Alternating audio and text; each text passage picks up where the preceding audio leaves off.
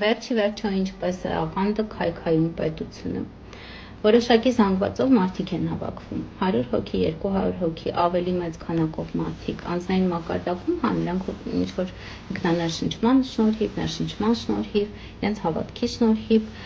հասնում են ինչ-որ արդյունքների, օգուտների հասնում են։ Դա ես չեմ բացառում, որ կարող է այդպես լինել, սակայն նրանց մեջ դնում են որոշակի արժեքներ, որոնք էլ որ հիմք են հանդիսանում, որպեսզի քայքայվի պետությունը, որոնք են այդ արժեքներից մեկը,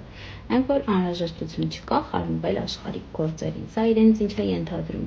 Պետք չի գնալ ընտրությունների, պետք չի ընդվզումներ ինչ-որ կազմակերպել, պետք չի հավաքների մասնակցել, ոչ մի քաղաքական գործունեությանը անհրաժեշտություն չկա, որպեսզի մենք խառնվենք, դա մեզ չի վերաբերում, դա Աստծո գործերի հետ կապ չունի։ Արդյունքում, երբ իշխանությունները ինչ-որ որոշումներ են կայացնում, պետական մասշտաբով ինչ-որ գործունեություն են ծավալում, որը որ իշահ պետության չէ եւ քանդում քայքայում է պետությունը, աղանդներում ներգրավված մարդիկ սկսում են չընդդիմանալ այս ամենին, իսկ իշխանությունները դրանից միայն օգուտ են քաղում։ Եվ այո, ներկայիս Հայաստանում իշխանությունները հենց այդ քաղաքականությունն էլ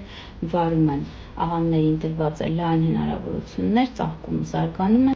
Սրա արդյունքում կունենան գաղափարապես մասնատված ժողովուրդ, որը չի ընդդիմանում իրենց քայլերին։ Կան աղանդներ, որտեղ մարդկանց արգելում են զենք կրել, պատերազմին մասնակցել, բանակում ծառայել։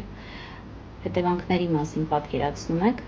գիտակցում եք, թե մենք որ երկրում ենք ապրում եւ ինչ հետևանքներ սա կունենա, եթե տվյալ աղանդի կամ աղանդների գաղափարախոսությունը